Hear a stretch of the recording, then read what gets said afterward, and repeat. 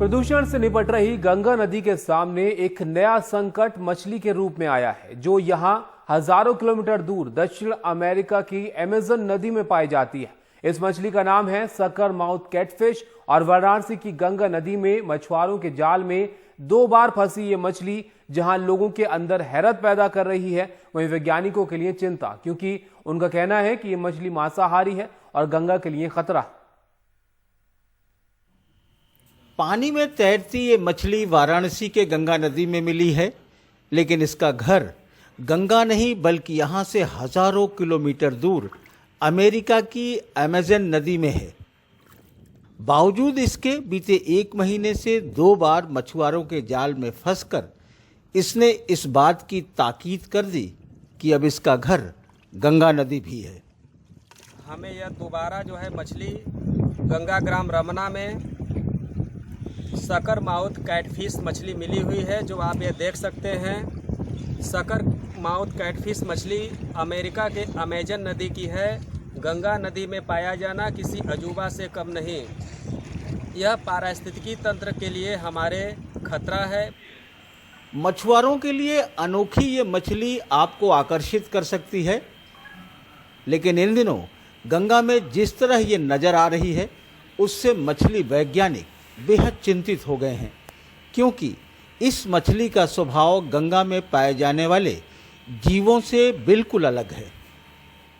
इस मछली का स्वभाव कार्निवोरस है, मतलब ये मांसाहारी है। ये जो अगल बगल जो उनके मुंह में जा सकते हैं वो सब खा जाती है।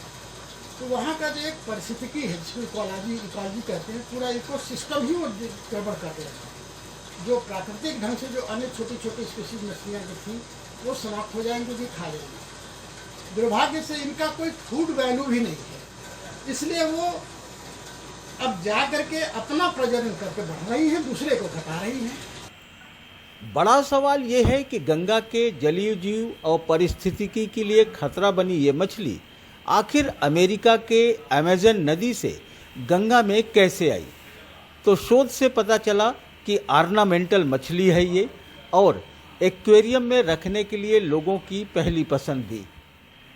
एक्वेरियम की दुकानों में यह खूब बिकती है और किन्हीं वजहों से बाद में गंगा पहुंच गई, जहां इन्हें बढ़ने का मौका मिल गया।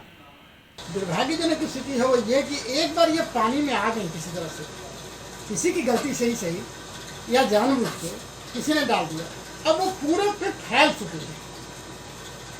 तालाब में होता, किसी रिजर्वायर में होता तो आप पानी हटा करके उनको छान करके अलग कर देते, उनको चाहे जो उपयोग करना है तब कर लेते, फिर दूसरे के लिए।